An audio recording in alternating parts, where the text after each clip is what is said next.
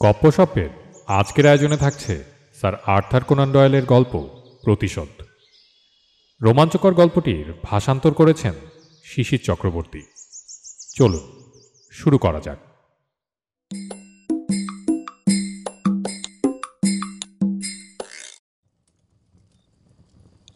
আচ্ছা বার্গার, তুমি কেন আমাকে বিশ্বাস করে সব কিছু খুলে বলছো না? কথা হচ্ছিল দুই বন্ধুর মধ্যে। একজনের নাম কেনেডি, অন্যজন বার্গার। শীতের সন্ধ্যায় রোম শহরে কেনেডির বসার ঘরে। বাইরে আলোয় ঝলমলে আধুনিক রোম, জনবহুল রাস্তা, গাড়ি ঘোড়া চলছে, হোটেল রেস্তোরাঁয় আলোর বাহার। কিন্তু কেনেডির ঘরে প্রাচীন রোমের বিভিন্ন স্মৃতিচিহ্নের সমারোহ। কেনেডির আসল বাড়ি ব্রিটেনে, পেশায় ও নেশায় পুরাতত্ত্ববিদ। ঘরের একটা দেওয়ালে ঝুলছে প্রাচীন রোমের একটি দেওয়ালচিত্রের অংশবিশেষ। এদিকে ওদিকে রাখা পুরনো আমলের কিছু আবক্ষ মূর্তি, রোমান সেনেটর ও যোদ্ধাদের। ঘরের সেন্টার টেবিলের উপর পুরনো রোমের জনস্নানাগারের একটি ছোট্ট সংস্করণ রাখা আছে। এছাড়া ঘরের বিভিন্ন জায়গায় ছড়ানো পুরনো রোমের টুকিটাকি স্মৃতিচিহ্ন, শিলালিপির টুকরো, গয়না, বাসনপত্র ইত্যাদি। সবই প্রত্নতাত্ত্বিক খনন কার্যের সময় উদ্ধার করা। এমনকি সিলিংয়ে ঝোলানো একটা অতি প্রাচীন ফুলদানি। প্রতিটি জিনিসই প্রামাণ্য এবং দুর্লভ। অর্থ দিয়ে এগুলোর দাম নিরূপণ করা যায় না। কেনেডির বয়স 30-এর সামান্য বেশি, কিন্তু এই অল্প বয়সেই পুরনো রোমের ওপর পুরাতাত্ত্বিক গবেষণায় তার নাম সারা ইউরোপে ছড়িয়ে পড়েছে। ধনী পরিবারের সন্তান হিসেবে আর্থিক সচ্ছলতার জন্য কেনেডি মাঝে মাঝে একটু আধটু পয়সা উড়িয়ে ফুর্তি করলেও তার বুদ্ধি এত তীক্ষ্ণ এবং প্রত্নতত্ত্বের প্রতি ভালোবাসা এত তীব্র যে সে দীর্ঘ সময় নিবিষ্ট চিত্তে গবেষণার কাজে ব্যস্ত থাকে। কেনেডি বেশ সুপুরুষ, কপাল চওড়া, নাকটি তীক্ষ্ণ, মুখে যুগপৎ দৃঢ়তা ও দুর্বলতার ছাপ। কেনেডির বন্ধু জুলিয়াস বার্গার কিন্তু সম্পূর্ণ অন্য ধরনের মানুষ। বার্গারের বাবা জার্মান, মা ইটালিয়ান। জার্মানির শারীরিক শক্তি ও কঠোরতার সঙ্গে ইটালির কমনীয়তা, এই বৈপরীত্যের সমাবেশ বার্গারের ব্যক্তিত্বে। তার চেহারায় প্রথমেই চোখে পড়ে তার নীল চোখ, বিশাল কপাল ও সোনালি চুল। সেই সঙ্গে নজরে পড়ে তার রোদে জ্বলা গায়ের রং। সব মিলিয়ে বার্গারকে দেখলে পুরনো রোমের আবক্ষ মূর্তিগুলোর মুখাবয়ব মনে পড়ে যায়। বার্গারের সরল হাসি আর স্বচ্ছ দৃষ্টি অবশ্যই ওর বংশপরিচয়ের ইঙ্গিতবাহী। বয়স ও খ্যাতিতে বার্গার কেনেডির সমকক্ষ, কিন্তু লক্ষণীয় কৃপা না পাওয়ায় তাকে অনেক কষ্ট করে উপরে উঠতে হয়েছে। 12 বছর আগে জার্মানির বন বিশ্ববিদ্যালয়ের সামান্য একটা বৃত্তি নিয়ে ও রোমে এসেছিল। তারপর এত বছর ধরে অনেক কৃচ্ছ সাধন করে ধীরে ধীরে পুরাতত্ত্বে খ্যাতি লাভ করে। আজ ও বার্লিন আকাদেমির একজন সদস্য, কিন্তু পুরাতত্ত্বের বাইরে অন্য সমস্ত ব্যাপারে, বিশেষ সামাজিক আদব কায়দায় বার্গার ধনী কেনেডির থেকে অনেক নিচে। নিজের পড়াশোনার বিষয়ে কথা বলতে গেলে ওর মুখমণ্ডল উদ্ভাসিত হয়ে ওঠে, কিন্তু বাকি সব ব্যাপারেই বার্গার চুপচাপ ও মুখ চোরা গোছের। চারিত্রিক বৈপরীত্য সত্ত্বেও গত কয়েক বছরে এদের দুজনের মধ্যে বন্ধুত্ব ক্রমশ গাঢ় হয়েছে। দুজনেই পরস্পরের পেশাগত দক্ষতার ব্যাপারে শ্রদ্ধাশীল। বার্গারের সহজ সরল ব্যবহারে মুগ্ধ হতো কেনেডি। আবার কেনেডির প্রাণপ্রাচুর্য, উচ্ছলতা ও রোমের হাই সোসাইটিতে ওর অবাধ বিচরণ বার্গারের ভালো লাগত। আপাতত একটা কারণে দুজনের সম্পর্কের উপর একটু কালো ছায়া দেখতে পাওয়া যাচ্ছে। তার কারণ একটা গুজব, কেনেডি নাকি একটি মেয়ের সঙ্গে অত্যন্ত নিষ্ঠুর ও হৃদয়হীন ব্যবহার করেছে। রোমের অনেকেই খানিকটা কৌতূহলবশত এবং খানিকটা ঈর্ষার জন্য এই ঘটনা নিয়ে কানাঘুষো করছিল। আচ্ছা বার্গার, তুমি কেন আমাকে বিশ্বাস করে সব কিছু খুলে বলছো না? বার্গারের শান্ত মুখের দিকে চোখ রেখে ও মেঝের কার্পেটের দিকে আঙুল দেখিয়ে কেনেডি আবার একই কথা বলল।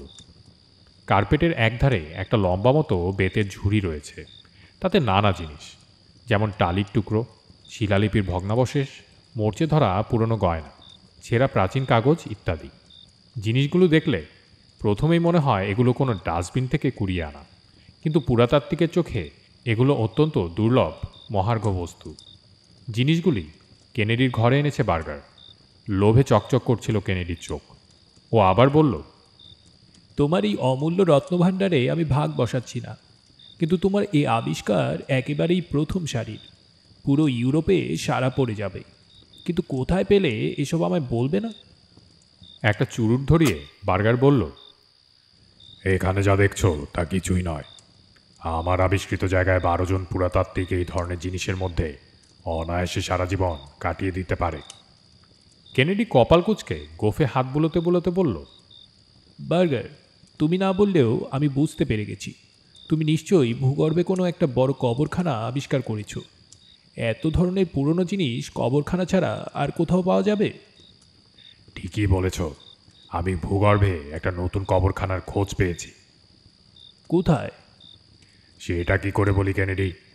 এটুকু বলতে পারি, আমি না দেখিয়ে দিলে জায়গাটা কারো পক্ষে খুঁজে পাওয়া সম্ভব নয়।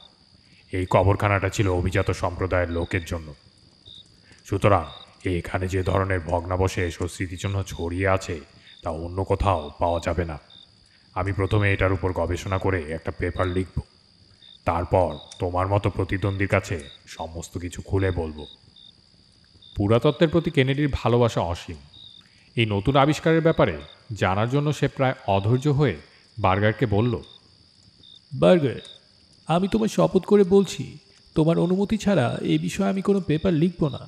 অতএব তুমি নির্দ্বিধায় আমাকে তোমার আবিষ্কারের ব্যাপারটা খুলে বলতে পারো। না হলে কিন্তু আমি নিজে চেষ্টা করে জায়গাটা খুঁজে বের করব। আর এই ব্যাপারে তোমার আগেই আমার গবেষণাপত্র প্রকাশ করব। চুরুটে টান দিয়ে হালকা হেসে বার্গার বলল, দেখো ভাই, তুমি কিন্তু তোমার কোনো কথাই আমাকে কখনো খুলে বলো না। আজ পর্যন্ত তোমার একান্ত গোপনীয় কোনো কিছু আমাকে খুলে বলেছ কি? তুমি কি বলতে চাইছো ঠিক বুঝতে পারছি না, তবে তোমার যে কোনো প্রশ্নের উত্তর দিতে আমি রাজি আছি। সোফায় ভালো করে হেলান দিয়ে চুরুটের ধোয়া ছেড়ে বার্গার বলল, বেশ, এবার বলো, মেরি স্যান্ডারসনের সঙ্গে তোমার সম্পর্ক কি ছিল? প্রচণ্ড রেগে গিয়ে কেনেডি চেঁচিয়ে উঠল, এটা কি ধরনের প্রশ্ন? তুমি কি আমার সঙ্গে ঠাট্টা করছো? বার্গার স্বাভাবিকভাবে বলল, না বন্ধু, এটা ঠাট্টা নয়। আমি তোমাকে চিনি, আর ওই মেরি নামের মেয়েটাকেও দেখেছি। তাই তোমার মুখ থেকে জানতে চাই তোমাদের দুজনের মধ্যে কি হয়েছিল। আমি তোমাকে একটি কথাও বলবো না। তাহলে তো ব্যাপারটা মিটেই গেল। রাত 10টা বাজল, এবার চলি। কেনেডি ব্যাকুলভাবে বলে উঠল, না বার্গার, একটু অপেক্ষা করো। এখনই যেও না। যে ব্যাপারটা নিয়ে জানতে চাইছো সেটা তো বেশ পুরনো হয়ে গেছে। এখন সে সম্বন্ধে কিছু জানতে চাওয়া প্রায় পাগলামির পর্যায়ে পড়ে। বার্গার উঠে দাঁড়িয়ে তার বেতের ঝুড়িটা হাতে নিয়ে বলল, ঘটনাটা শুধু তোমার ব্যক্তিগত ব্যাপার বলে উড়িয়ে দেওয়া যায় না। এ নিয়ে পুরো রোমে অনেক আলোচনা হয়েছিল। যাই হোক, শুভরাত্রি।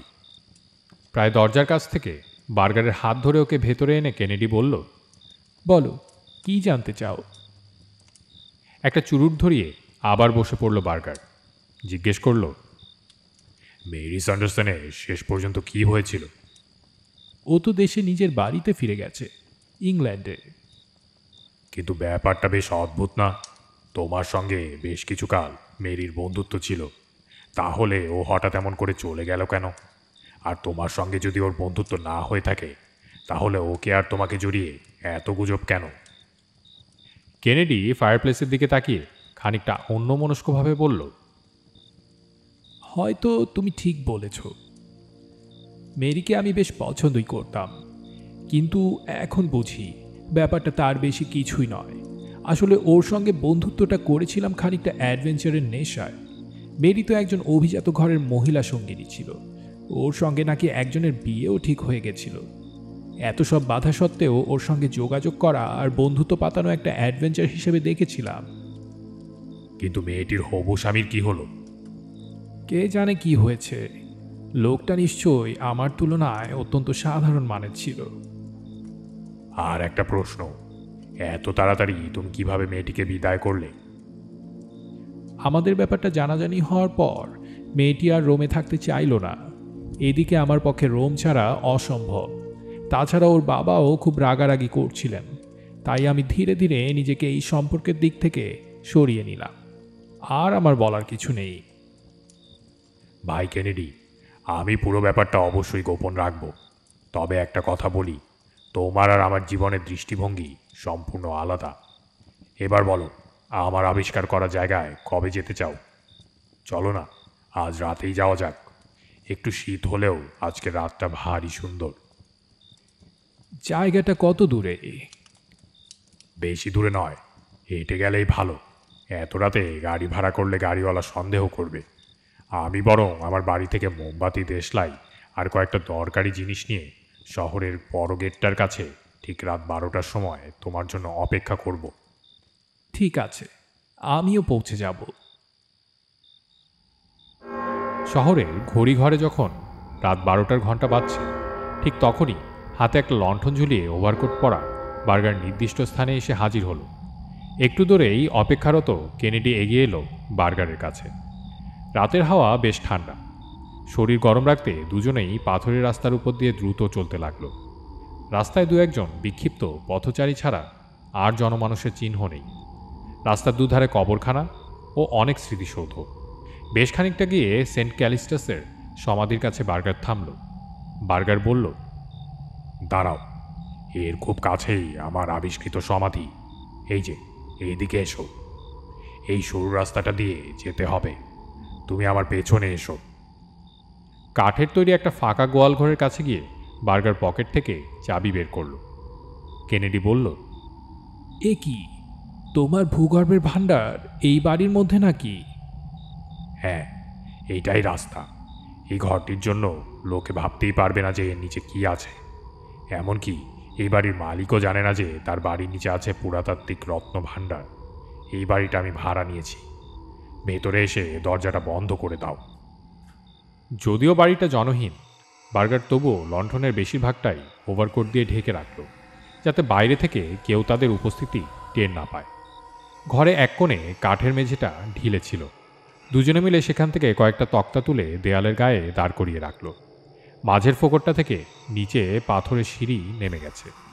বার্গার আগে হাতে আলো নিয়ে নামল, পেছনে কেনেডি। নিচে নেমে মনে হলো এটা যেন বুনো খরগোশের গর্ত, অর্থাৎ অজস্র অলিতে গলিতে ভরা। একটা রাস্তা হারিয়ে ফেললে সঠিক রাস্তা খুঁজে বের করতে বেশ কষ্ট হয়।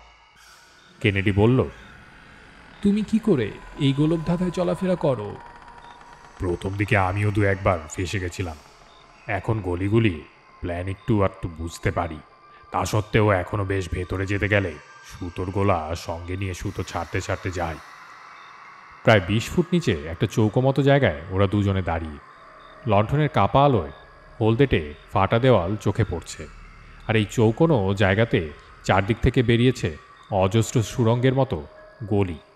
গলির মুখগুলো ঘুটঘুটে অন্ধকার। বার্গার কেনেডিকে বলল, তুমি কিন্তু আমার সঙ্গে সঙ্গে এসো।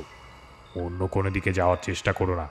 তোমাকে সোজা নিয়ে যাচ্ছি দুর্লভ জিনিসের জায়গাটায়। মাঝে মাঝেই এক একটা গলি দুভাগে বিভক্ত হয়ে যাচ্ছে। বার্গার নির্দ্বিধায় এগিয়ে চলল। মনে হয় যাওয়ার পথে ও কোনো গোপন চিহ্ন রেখে দিয়েছে। চতুর্দিকে দেওয়ালের ধারে ধারে মমিতে পরিণত মৃতদেহ থাকে থাকে সাজানো। আধো আলো আধো আধারে কঙ্কালসার মমিগুলো দেখে গা ছমছম করছিল কেনেডি। কিন্তু তবুও ও উৎসুকভাবে দেখছিল মৃতদেহগুলোর চারপাশে ছড়িয়ে রাখা শিলালিপি, বাসনপত্র, গয়না ও অন্য টুকিটাকি জিনিস। কেনেডি বুঝতে পারছিল যে ভূগর্ভের আবিষ্কৃত সমাধিগুলোর মধ্যে এই সমাধিটি অতি প্রাচীন এবং পুরনো রোমে আদি খ্রিস্টানদের একটি উল্লেখযোগ্য কবরখানা। হঠাৎ কেনেডি জিজ্ঞেস করল, আচ্ছা, লণ্ঠনের আলো নিভে গেলে কি হবে? আমার কাছে মোমবাতি আর দেশলাই আছে। তোমার কাছে দেশলাই আছে কি? কেনেডি উত্তর দিল, না, তুমি বরং আমায় কটা দেশলাই দাও। না, তার কোনো দরকারও নেই। আমাদের দুজনের ছাড়াছাড়ি হয়ে যাওয়ার কোনো সম্ভাবনাই নেই। আচ্ছা বার্গার, আর কত দূর যেতে হবে? প্রায় সিকি মাইল তো হাঁটা হয়ে গেল। সিকি মাইলের বেশি। আসলে এই বিস্তীর্ণ সমাধিক্ষেত্রের কোথায় যে শেষ তা আমিও জানি না। দাঁড়াও, আমার সুতোর গোলাটা বের করি। বাকি পথটা হাঁটা আরও কঠিন। সুতোর এক প্রান্ত একটা পাথরের কোণায় বেঁধে সুতোর গোলকটা বুক পকেটে নিয়ে বার্গার চলতে লাগলো। কেনেডি বুঝতে পারছিল যে গলিগুলো এখন গোলকধাঁধার মতো জটিল হয়ে উঠছে। খানিকক্ষণ পরে ওরা একটা বড় গোলাকার হল ঘরে পৌঁছে গেল। ঘরের মাঝখানে চৌকো এক বেদির উপর একটা শ্বেত পাথরের ফলক রাখা। লণ্ঠনের আলোয় ফলকটা দেখতে পেয়ে আনন্দে আত্মহারা হয়ে কেনেডি বলল, এ তো দারুণ জিনিস। খ্রিস্টানদের বানানো প্রথম বেদি হয়তো এটাই। নিশ্চয়ই এই ঘরটাকে চার্চ হিসেবে ব্যবহার করা হতো। ঠিক বলেছ। এই ঘরের দেওয়ালের ফাঁকে ফাঁকে যে দেহগুলি মমি করে রাখা আছে সেগুলো সবই সেই সময়ের বিশপ ও পোপদের। তুমি অন্তত একটা দেহ কাছে গিয়ে দেখে এসো। কেনেডি দেওয়ালের দিকে গিয়ে একটা মৃতদেহে মাথার দিকে তাকিয়ে বলল, আমার অভিজ্ঞতা থেকে বলতে পারি, তোমার এই আবিষ্কার সত্যি অভূতপূর্ব। লণ্ঠনটা একটু কাছে নিয়ে এসো, আমি এগুলো সব দেখতে চাই। ততক্ষণে বার্গার একটু দূরে সরে গেছে এবং হল ঘরের অন্যদিকে গিয়ে দাঁড়িয়েছে। হঠাৎ ও কেনেডিকে বলল, এইখান থেকে বাইরে বেরোনোর সিঁড়ি অবধি যাওয়ার পথে কতগুলো ভুল রাস্তা আছে জানো? 2000-এর উপর। প্রাচীন খ্রিস্টান সম্প্রদায় এই রকম গোলকধাঁধা বানিয়ে নিজেদের সমাধিক্ষেত্র রক্ষা করত। সঙ্গে আলো থাকলেও এইখান থেকে বেরোনো কঠিন, আর অন্ধকার হলে তো কথাই নেই। হ্যাঁ, আমারও তাই মনে হয়। আর এই অন্ধকার ভয়াবহ। একবার এই অন্ধকারের অভিজ্ঞতা সঞ্চয়ের চেষ্টা করেছিলাম, আজ আবার একবার চেষ্টা করি। এই বলেই বার্গার লণ্ঠনের দিকে ঝুঁকল, আর পরমুহূর্তেই সব কিছু নিশ্চিদ্র অন্ধকারে ঢেকে গেল। যেন একটা অদৃশ্য হাত কেনেডির দু চোখ চেপে ধরেছে। এই অন্ধকারের যেন একটা শরীর সত্তা আছে যা কেনেডিকে পিষে ফেলতে চাইছে। এই অন্ধকার যেন একটা নিরেট দেওয়াল, যার কাছে যেতে শরীর ভয়ে কাঁপে। অনেক হয়েছে বার্গার, এবার আলোটা জ্বালো। বার্গার তখন হাসতে আরম্ভ করল। সেই হাসির গা ছমছমে প্রতিধ্বনি ঘরের চারদিক থেকে শোনা যেতে লাগল। বার্গার বলল, কি হলো কেনেডি, ঘাবড়ে গেলে নাকি? আর দেরি করো না, এবার আলোটা জ্বালাও। কেনেডির গলায় ব্যাকুলতা। জানো কেনেডি, তোমার কথা শুনেই বুঝতে পারছি যে তুমি কোথায় দাঁড়িয়ে। তুমি কি বুঝতে পারছো আমি কোথায়? না, মনে হচ্ছে তুমি আমার চারদিকেই দাঁড়িয়ে আছো। এই সুতোটা আমার হাতে না থাকলে বুঝতেই পারতাম না যে কোন রাস্তা ধরব। তাড়াতাড়ি আলোটা জ্বালাও, শেষ করো এই তামাশা। কেনেডি, তুমি দুটো জিনিস খুব পছন্দ করো। এক হচ্ছে অ্যাডভেঞ্চার, আর 2 নম্বর হলো যে কোনো বাধা অতিক্রম করা। এই গোলকধাঁধা থেকে বেরোনো হবে আসল অ্যাডভেঞ্চার, আর বাধাগুলো হচ্ছে এই অন্ধকার আর 2000 ভুল রাস্তা। ঠিক জায়গায় পৌঁছতে একটু অসুবিধা হবে অবশ্য, কিন্তু তোমার হাতে এখন প্রচুর সময়। তাড়াহুড়ো করার কোনো দরকার নেই। মাঝে মাঝে যখন বিশ্রামের জন্য একটু থামবে, তখন একটু মেরি স্যান্ডারসনের কথা ভেবো। আর একটু ভেবে দেখো তুমি ওর সঙ্গে যথাযথ ব্যবহার করেছিলে। শয়তান, তুমি কি বোঝাতে চাইছো? বিকৃত গলায় চিৎকার করে কেনেডি সেই ঘরে ছোট ছোট বৃত্তাকারে ঘুরতে লাগল, আর যেন সেই ঘন অন্ধকারকে দুহাত দিয়ে ধরতে চাইল। একটু দূরে বিদ্রুপের সুরে কথা ভেসে এল, বিদায় কেনেডি, তুমি এখন নিশ্চয়ই বুঝতে পারছো যে তুমি মেরির প্রতি অন্যায় করেছো। খালি একটা ছোট ব্যাপার তোমাকে বলা হয় না।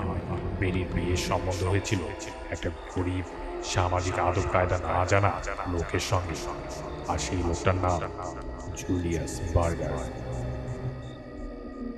জামা কাপড়ের একটা খসখসে আওয়াজ শোনা গেল, আর শোনা গেল পাথরের উপরে আস্তে আস্তে মিলিয়ে যাওয়া পায়ের আওয়াজ।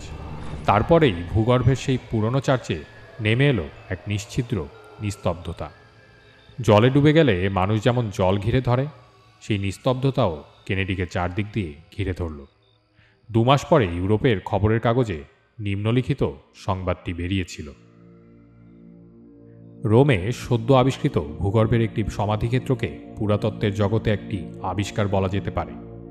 জার্মানির তরুণ পুরাতত্ত্ববিদ জুলিয়াস বার্গার এই সমাধিক্ষেত্রটি আবিষ্কার করেন। প্রাচীন খ্রিস্টান সম্প্রদায়ের বিভিন্ন স্মৃতিচিহ্নে ভরা এই সমাধিক্ষেত্র পুরাতত্ত্বের ইতিহাসে নিঃসন্দেহে একটি গুরুত্বপূর্ণ সংযোজন। যদিও এই আবিষ্কারের উপর গবেষণাপত্রটি বার্গারের লেখা, তবে মনে হয় আর এক কম ভাগ্যবান পুরাতাত্ত্বিক এই জায়গাটি বার্গারের আগেই আবিষ্কার করেছিলেন। মাস 2 আগে তরুণ ব্রিটিশ পুরাতাত্ত্বিক কেনেডি হঠাৎ নিখোঁজ হয়ে যান। অনেকে ভেবেছিলেন একটি মেয়েকে জড়িয়ে একটি কলঙ্কজনক ব্যাপারে তার নাম এসে যাওয়ায় তিনি রোম ছেড়ে চলে গেছেন। এখন বোঝা যাচ্ছে পুরাতত্ত্বের প্রতি ভালোবাসাই তাকে বিপদের মুখে ঠেলে দিয়েছিল। কেনেডির মৃতদেহ সম্প্রতি ওই সমাধিক্ষেত্রেই পাওয়া গেছে। মৃতদেহের পা আর জুতোর অবস্থা দেখে মনে হয় কেনেডি দিনের পর দিন ওই ভূগর্ভে গোলকধাঁধায় পথ হারিয়ে ঘুরে বেরিয়েছিলেন। এমনকি মোমবাতি বা দেশলাই পর্যন্ত সঙ্গে না নিয়ে ওই ভূগর্ভে ঢুকে তিনি চরম নির্বুদ্ধিতার পরিচয় দিয়েছেন। ব্যাপারটা আরও বেদনাদায়ক এই কারণে যে কেনেডি ছিলেন ডাক্তার জুলিয়াস বার্গারের ঘনিষ্ঠ বন্ধু।